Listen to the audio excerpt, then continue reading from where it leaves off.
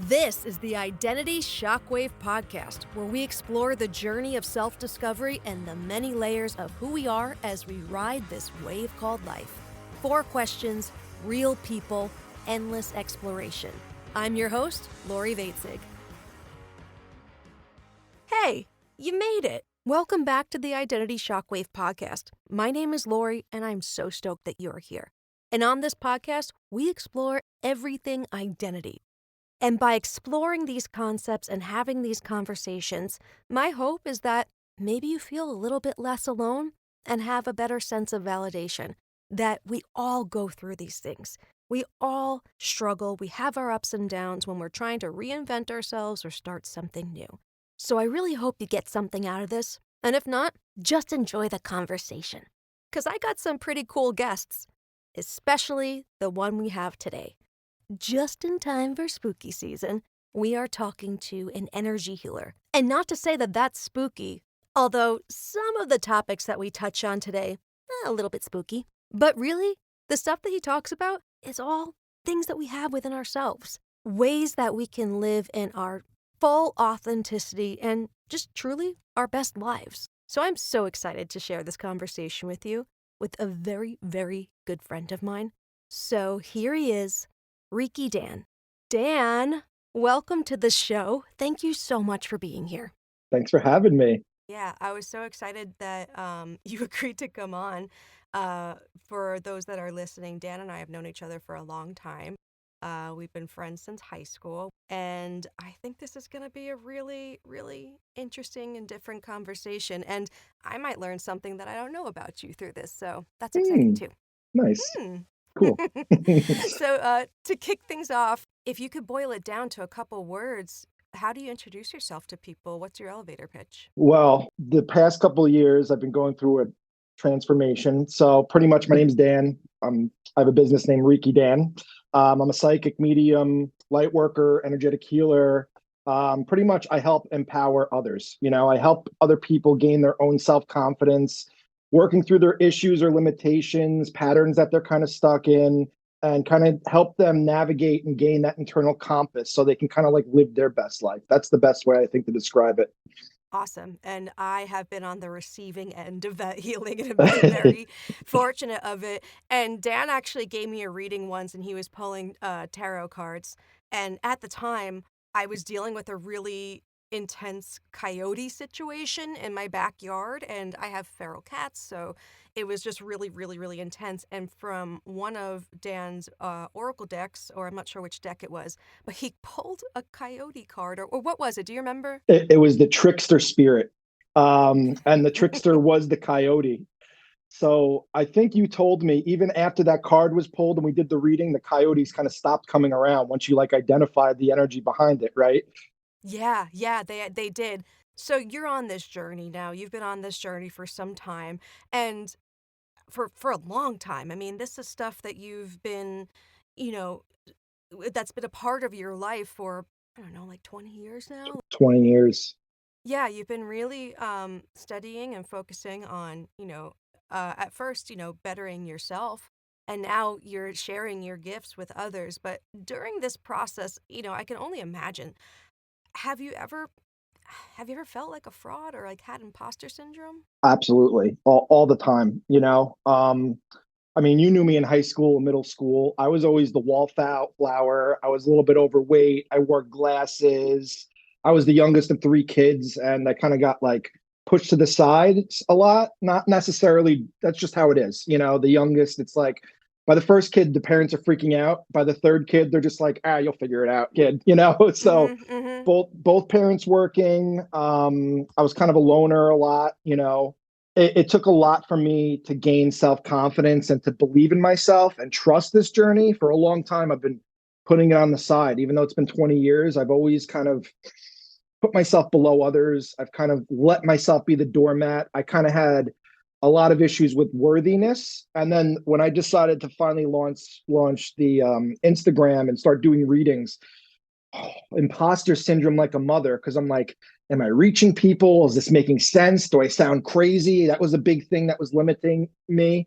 And then the more I started to do it and the more I trusted in it and the more readings I gave, people were seeing parts of myself that I kept dormant or hidden my entire life that I wasn't recognizing. And I think people always kind of felt that on a subconscious or energetic level. And I'd always be like, why do people have such an interest in me? I'm nobody. I don't have much importance. I'm just me. And I don't have much to give, you know? I always kind of like had this like self-limiting belief that I'm not good enough or I don't belong. And, you know, I think part of the journey is like embracing that part of you and realizing that you do have more to give. There is more underneath the surface that you're not showing people, but being scared of being rejected or being that imposter, you hide it and you don't show it because you're worried about what other people think, you know? So I guess around the pandemic, you know, 3 years ago, I kind of just threw caution in the wind, was like, F it. If everybody's out there telling their stupid opinions and I don't believe with them or agree with them, I'm going to put my 2 cents in there and share what I feel and believe and think and what I've been researching the last 20 years, you know? Hmm. Yeah, and we've talked about this extensively, and I've gotten such inspiration from you, not only from your readings, which are scary accurate sometimes. Seriously, and I know people tell you that all the time, but from you just doing this, like me knowing you on a personal level, and then suddenly, I open my phone and I see Vora in the morning giving me a reading for the day. And for me personally, as you know, I was trying to like make content because what else are you supposed to do, especially if you're trying to further your career in something, and for me that's voiceover work. So I was trying different things and not feeling confident and feeling just like uh, just embarrassed, like just who's watching this, who's judging, who's talking behind my back, whatever. And we can't live our lives that way. So when I would see you, I'm like, if Dan's doing this, like, yeah, but you're doing it so confidently too. And at least that's what you're putting out there. And it's so awesome to see, and it's so inspiring. And have you had other people come to you with that, or have people like asked you about like, you know, advice on how to put themselves out there and be strong and confident in themselves? People don't really ask about how to market themselves better or do better content. I think they really are just curious and hungry for more spiritual knowledge to overcome the things that have been bothering and burdening them, you know? And that's online or offline. Like I met a lot of people online. They've been super great. And, a bunch of randoms will see my videos and they've been like fans. They'll like everything I put up and I'm appreciative of that. But I started to realize if the algorithm is limiting me to get exposure online, I have to start reaching people in the 3D world. I have to reach people one on one because a lot of the people that make content are on the internet. That's all they do. But like so many people are looking for this human connection in person and to have someone to talk and work through this stuff. So yeah, I have a lot of people that are like clients that have become sort of client friends that kind of ask for advice or meditation or whatever it is they're trying to work through. And they kind of like you, they're like looking for like, what's the energy theme of this week? Why am I feeling like this? Everyone I talk to is saying that they're feeling depressed or everything's going wrong. And like, what is the energy themes that's happening this week to see if it's just me or is it like just the energy of the whole planet that's feeling this, Mhm. Does that ever, like, blow your mind, like, when you start to see the patterns? Well, not so much the patterns, but, the relativity of it all? Like, if I say to you, like, if I comment on you, like, "Holy shit, yeah, that's exactly what I've been feeling," and other people are messaging you, are you kind of like, "Wow, this is insane," or are you like, "Well, yeah, it's in the stars," like I think a mix of the both, to be honest, because when I was first doing it and people were like blown away, they were like, wow. And I was like, wow, this stuff really is real. I'm not just going crazy here. So after a while, I think what happens is like your ego gets in the way of like what you feel and what you believe, and you try to limit it. You try to say it's not real or I'm just crazy or maybe this is just me. But after a while, like I started to learn doing the videos, it's like you get out of your own way and you let spirit talk through you. Like I don't like Reiki Dan became like his own person. Like the Dan is still there, but Reiki Dan is like he's confident, he's assured, he knows what he feels, he has no problem sharing how he feels.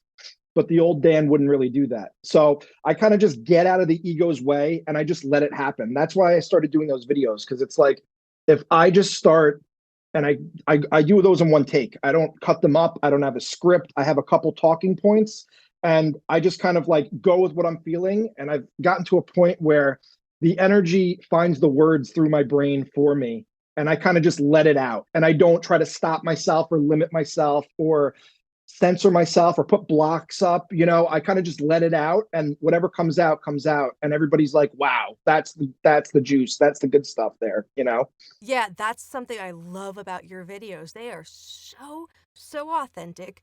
You literally, just like you said, it kind of just like falls out of you. And Yeah. it's amazing because like you'll pull up a card and you'll know exactly what to say about it. You know these things. You've studied them for so long, and yours are just so, oh my God, like literally you just not to make it sound bad or anything, but you go on and like Yeah. it just comes out, and it's like literally is like spirit is talking through you, and it's so cool to see.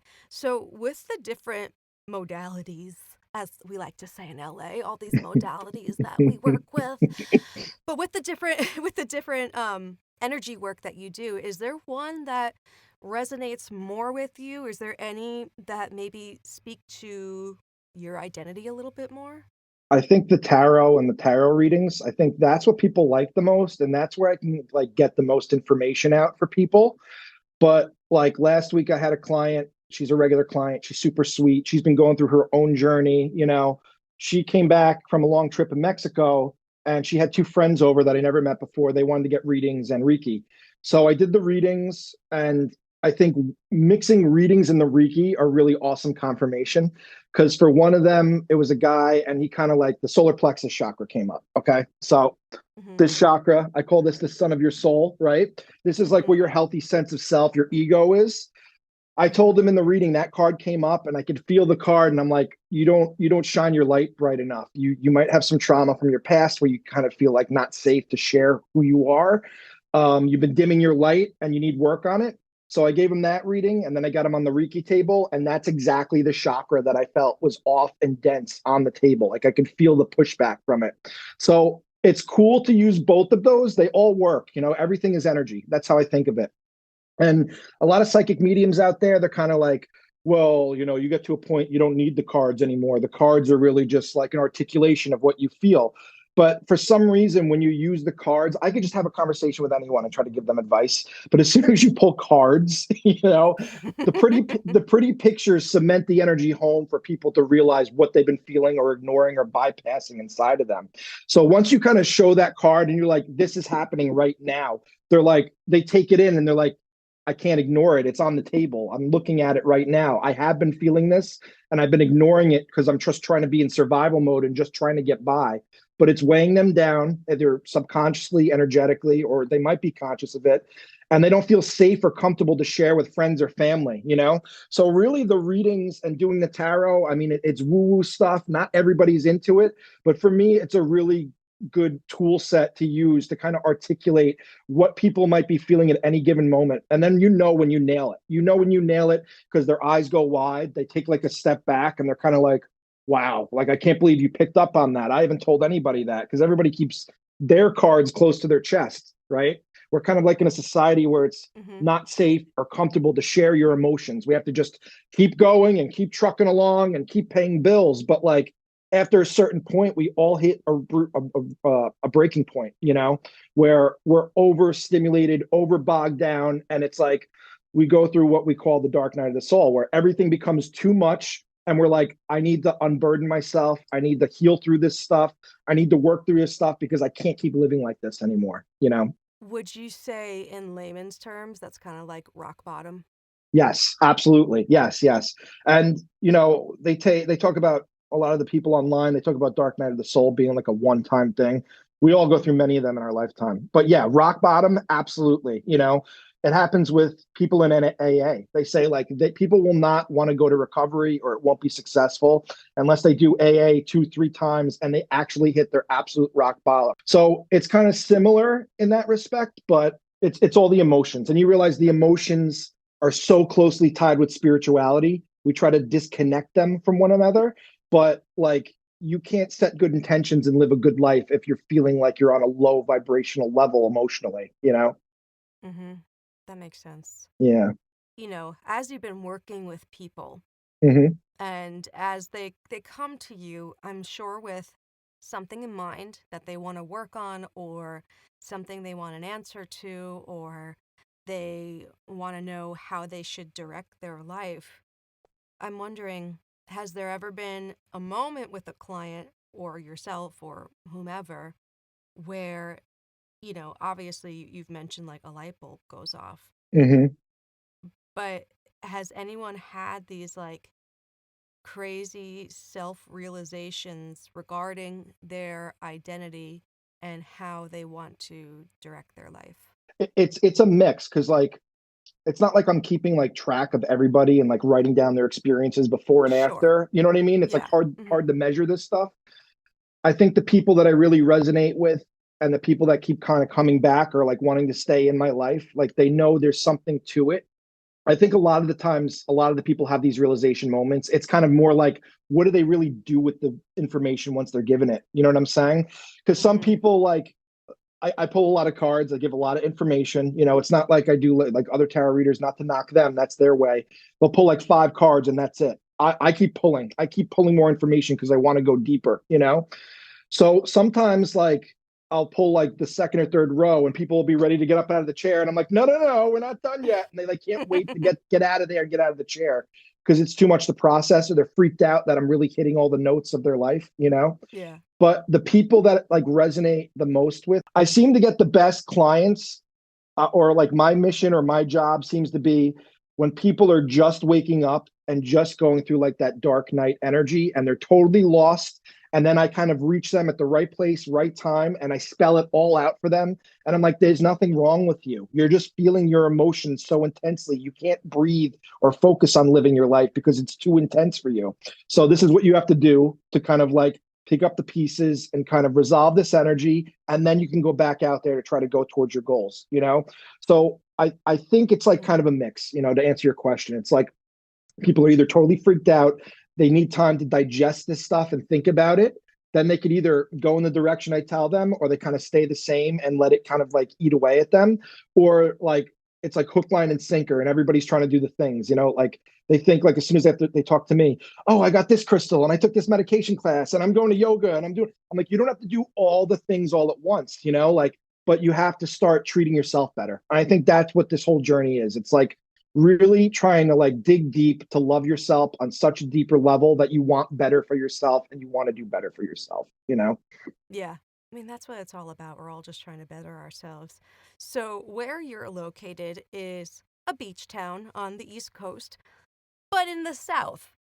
And the South has their own, we're from the Northeast, so we're from Long Island. So, we do things a little bit differently. We're a little bit abrasive. We're a little, out there. And my perception in the South is that they might not be as open to this type of spiritual work. They might be into more traditional religion. Have you encountered any skeptics or anyone that's very against this? And have you convinced people otherwise? Have you had any, pushback from people? I want to hear kind of about that experience. So a couple stories come to mind. So yeah, that imposter syndrome that came up strong when I was about to launch last year because me and my wife Lauren were pretty much down here for 2.5 years at that point. Didn't really have many friends. Didn't really get out much, you know.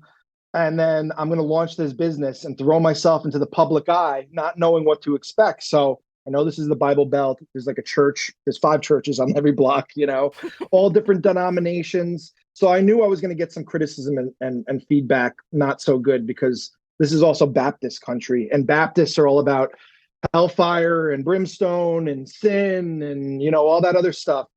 So I was nervous at first. I didn't know what to expect, but like spirit led me to it. I launched, and it's been an amazing reception by most of the people down here. You know, granted, like once in a while we'll get some people that have to say their piece, you know, like my wife works with a woman that's like uber Christian. She doesn't bring it up to her just because she knows, you know, my job is not to change hearts and minds. My job is to help the people that want the help and need the help. You know, that's what I've come to that conclusion a while ago. So I'm planning this spiritual event next Friday, and we've been advertising and putting up on the Facebook groups and the local groups or whatever. the guy who's running the venue, who owns the venue and is letting us do the event there, he got a response and it was like, this is an abomination. This is, you're doing the devil's work and all that. He just blocked it. And I'm like, yeah, that's going to happen down here. There is a lot of old Christian values and people scared of change. That's just the South. But we're becoming a melting pot in Myrtle Beach. People are coming from all over the place to try to start over from the pandemic. So it's not just South Carolinians or North Carolina or whatever, Carolina, South area. Now it's people from Michigan, Florida, California, New York, Massachusetts, New Jersey. It's all these people that left for a reason. And we're all starting to realize a lot of these people are spiritual themselves and they're being pulled to Myrtle Beach almost as like a vortex to pull in this energy and do this deep healing work down here, because this is like, the foundation of slavery in this country. I think in Charleston, there was, I think 70 or 80% of African Americans can trace their lineage back to the slave markets of Charleston, Wow. in America.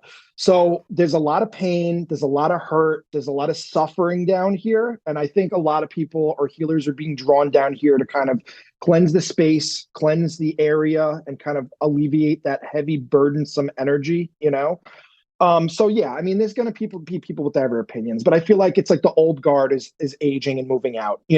It's that old perception of the Bible Belt South, but it's changing. It's slowly changing. They don't necessarily like that, but too bad. Yeah. Well, that makes me happy to hear that you found community and Yeah. you found like-minded individuals that will support you on your journey and raise you up. And I see that very much present in your social media. I mean, it just, being your friend and knowing what it's like to move away from everything that you know to start new.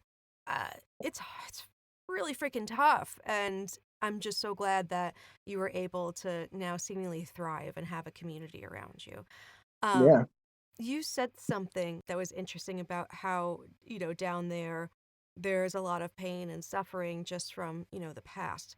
So where we grew up in a town that was formed around a psychiatric hospital in the late 1800s. This hospital closed in 1996 when we were still in school. I used to play soccer on the grounds of this hospital while it was still open, and the patients used to come down and watch us. With my wife. Yeah, exactly. Yeah. Yeah. Lauren and I played together since like fourth grade. She brings that up all the time down here, not to cut you off. She brings that story up all the time. They would just walk onto the field when you're playing soccer, little girls, Yeah. What I'm getting at with this, and I think we've had extensive conversations about this, about that type of energy when you're in the presence of where lots of pain and suffering has occurred, not to mention lots of experimental lobotomies and shit, like really, really, really bad things and really dehumanizing people, putting women in there who are going in menopause, saying they're hysterical, Hysteria. Yeah, They have melancholia, lock them up. Yeah, exactly. But, and also where we live is rich in history as far as the Revolutionary War, and Native American tribes. Mm-hmm. I guess saying with the experiences we've had with that growing up, has that helped shape your journey now?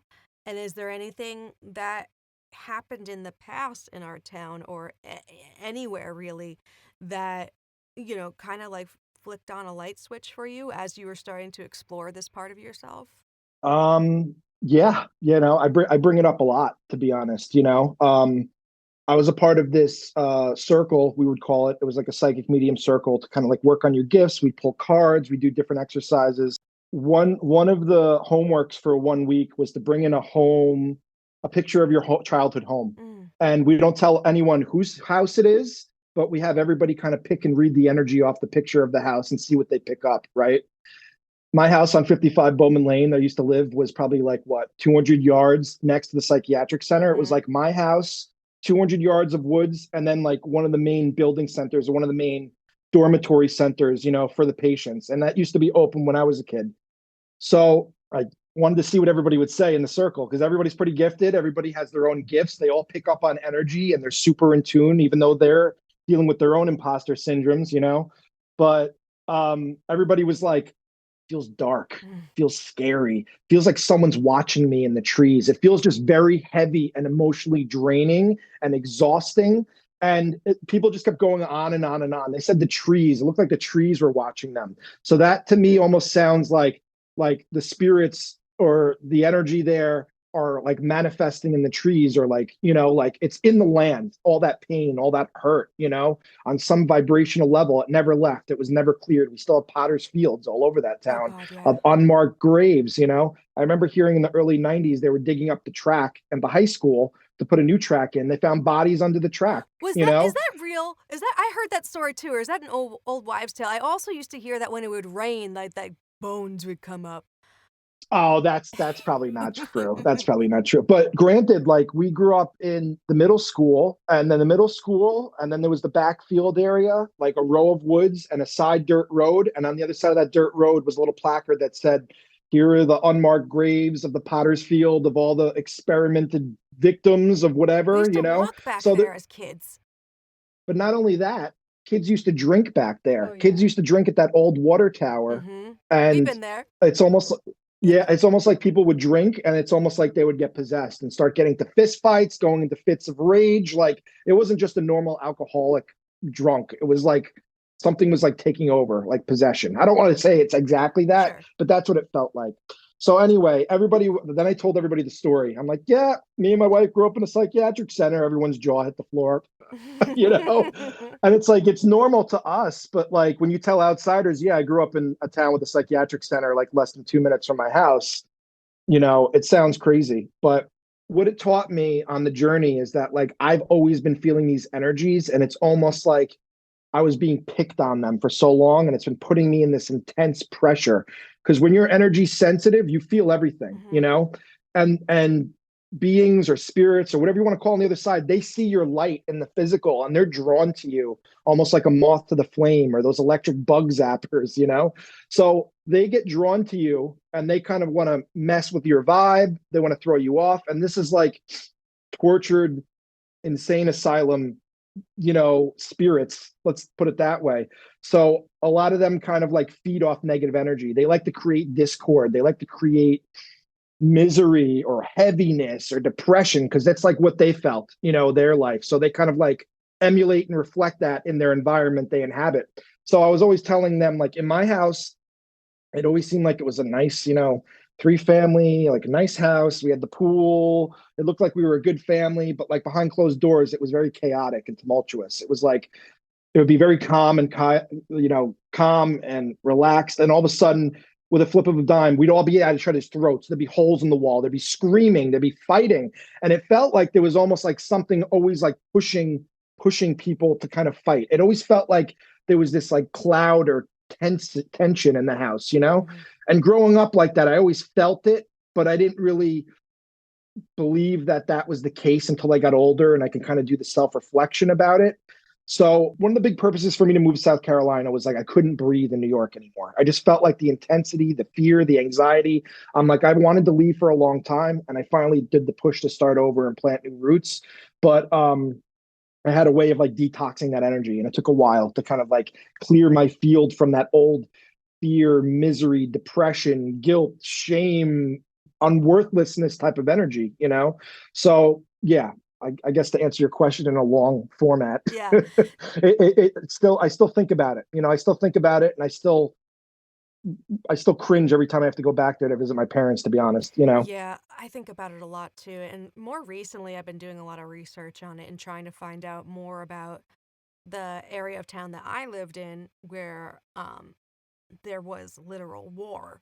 George Right, Washington fought the British on my block, British Colony Road. Like, right. yeah. So I've been trying to do a lot of research on that. But yeah, there is something to be said. There was such a heaviness there. And I think, there was a lot of addiction in our town. We once held the Guinness Book of World Records for most bars within a square mile in a small town. Um, Yep. I I A think, lot of a lot of tragedy, a lot of car yeah, crashes, a lot of suicide. yeah. Granted, it happens everywhere, but for a small town, it's like almost like every year there was another tragic story. Like always. Yeah, and to reiterate, our town only exists because of that hospital. You know, there was Right, nothing there before. And the hospital was right. built because, oh, beautiful Long Island, airy blue skies. Let's bring our patients here to rehabilitate.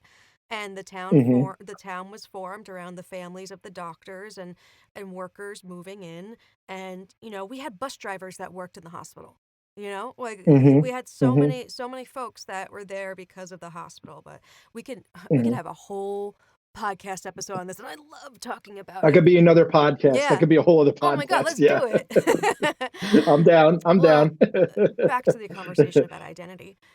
Are there parts of your identity, you know, which parts make you most proud and which have you struggled with the most?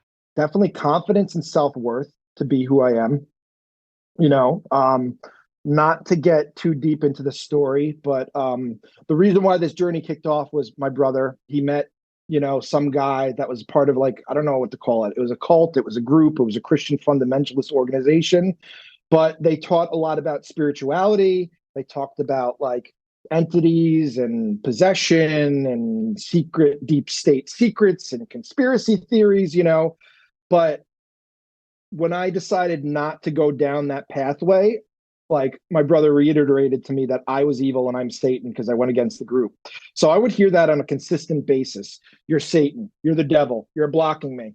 And when you hear that for such a long period of time, and living with that energy for over 9, 10 years, and your parents not really doing anything, you shrink yourself to such a small little minuscule nothing because you believe that your feelings don't matter. No one's protecting you, and you start to believe that it's something wrong or something evil about you inherently. So it took me a long time to kind of do that healing work and go through all that. But self-confidence, believing in myself, I always was kind of the follower, just to be protective, and my wife's the same way. It's kind of like an empath survival trait, Mm, because when you're an energy sensitive person and an empath, you know what it's like when you hurt another person and you feel their person's energy. So instead of disappointing them or getting them angry at you because you know how they're going to make you feel, you just go along with the flow because you don't want to upset them or disturb the status quo or irritate them so bad that you're willing to kind of just say, okay, whatever you want, do whatever you want to do, even if you don't want to do that. So I was doing that my entire life, as a survival trait. And I realized, like, no, like, I need to do what's best for me. I'm choosing me and my life first. Nobody else is going to. And the pandemic showed us that clearly, right? mm-hmm. It was almost like every person for themselves. It's hard to have conversations when everybody has a wide spectrum of beliefs and ideologies of what they think is really happening. And I'm like, I'm just going to work on myself because everybody else is just disturbing my energy. And I'm going to do what's best for me. Even if it pisses off my close friends and I lose them, even if it puts rifts in family, and, I'm going to do what's best for me. And making that decision is the hardest decision as an empathic person, because it's going to hurt somebody else, and choosing you first is such a difficult decision when you're used to choosing everybody else all the time. But after you do it, it gets easier. And as time has told, I was right about a lot of things. I don't need to mention that, whether it's family, the politics, or whatever. I was correct.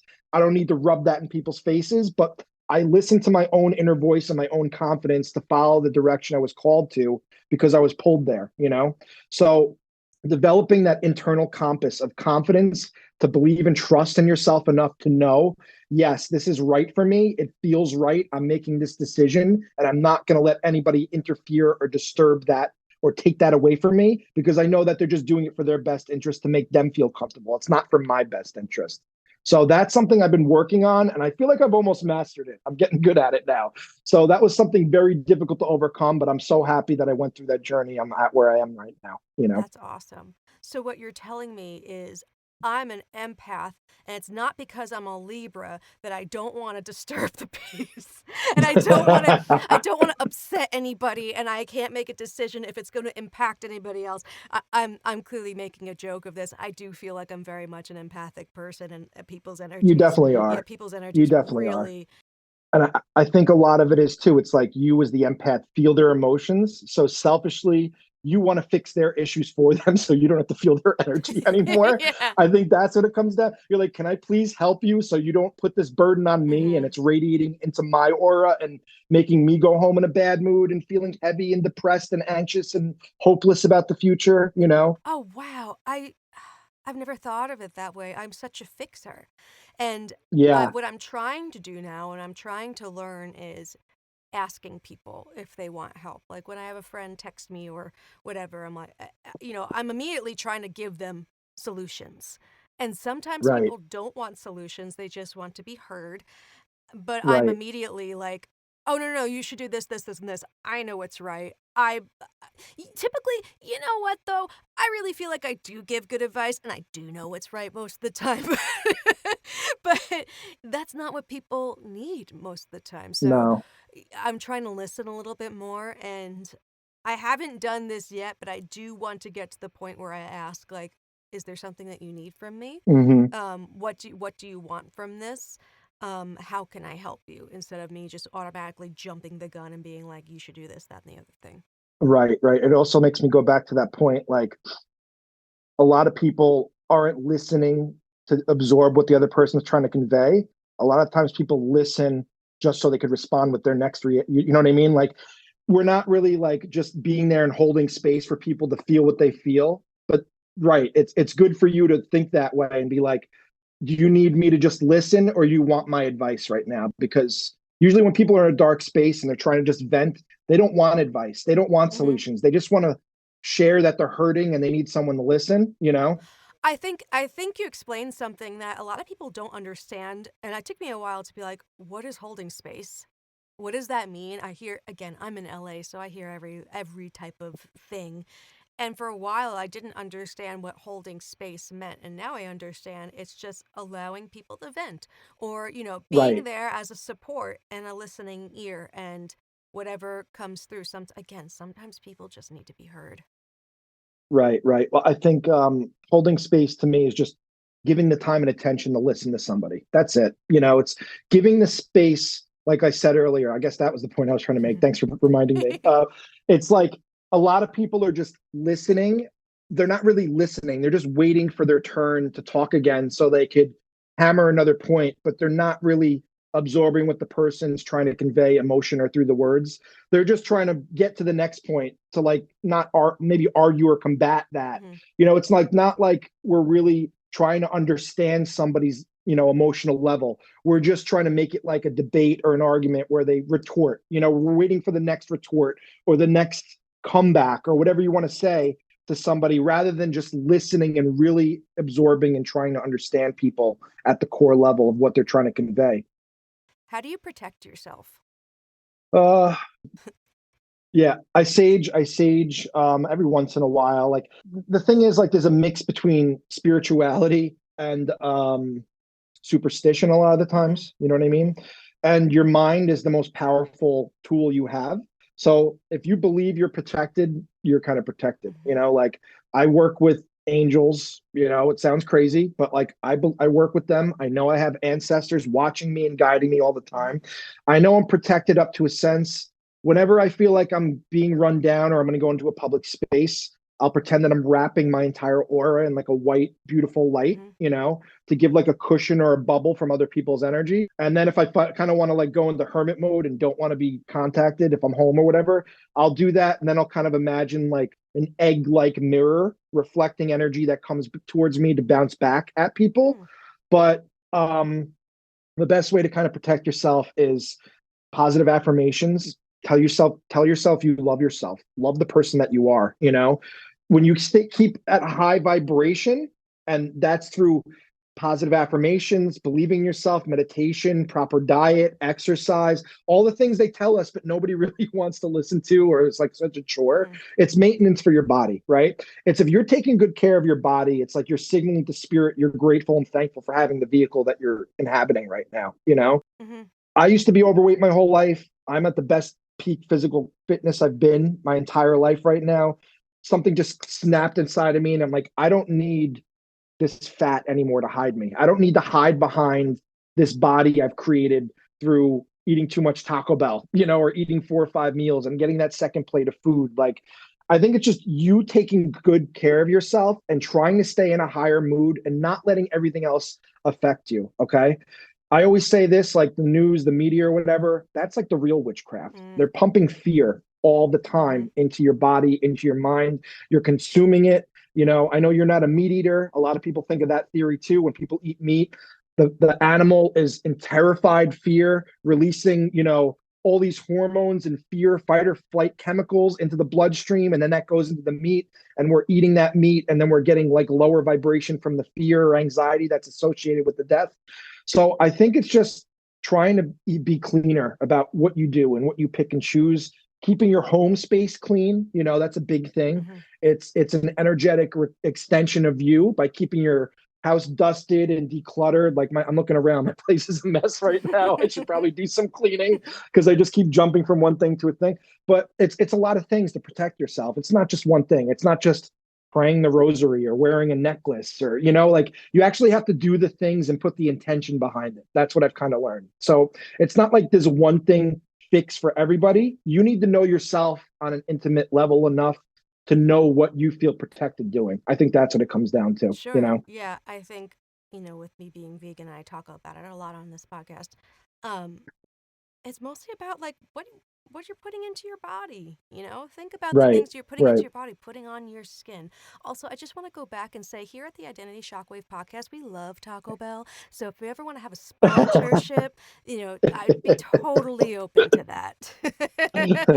Same. Reiki Dan will take a sponsorship from Taco Bell too. Doritos Locos Tacos for life. You.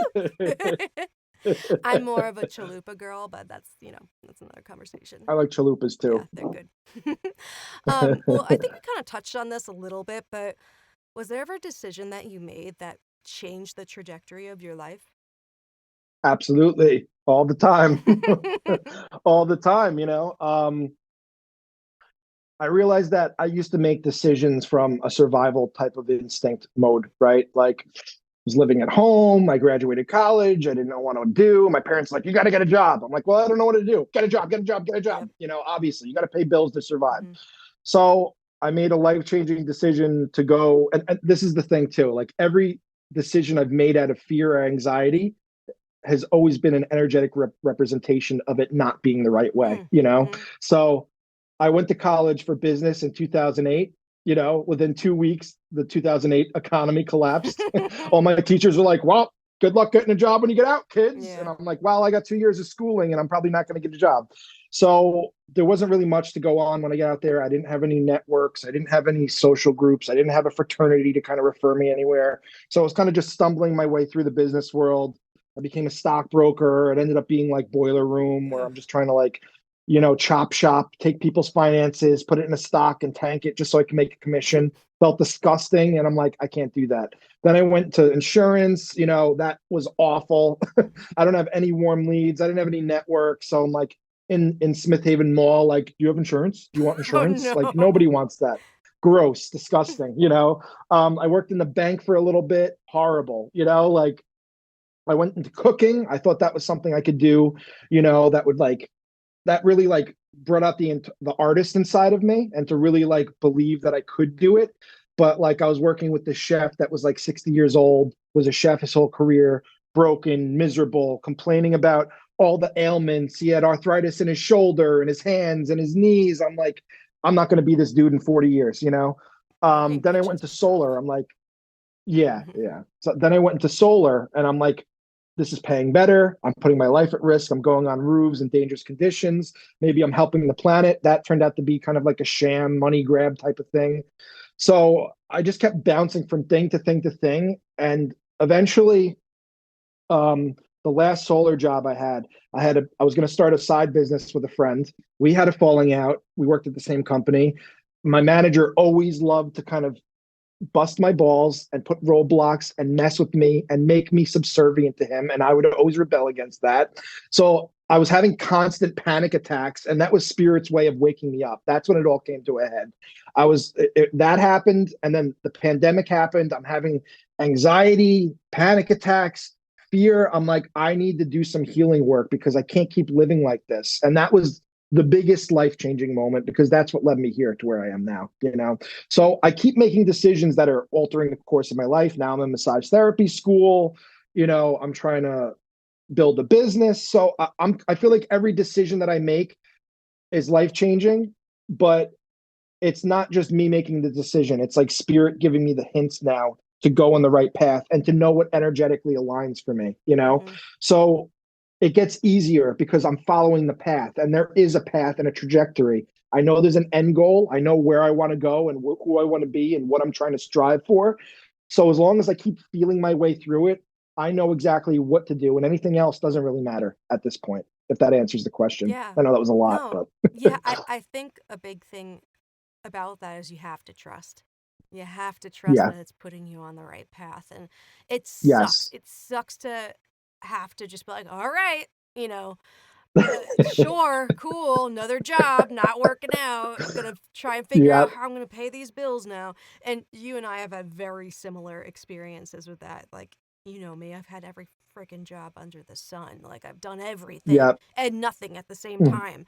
And I have all these yes, skills that now feel like they're useless. Like, I don't know right. how to channel Well, all this.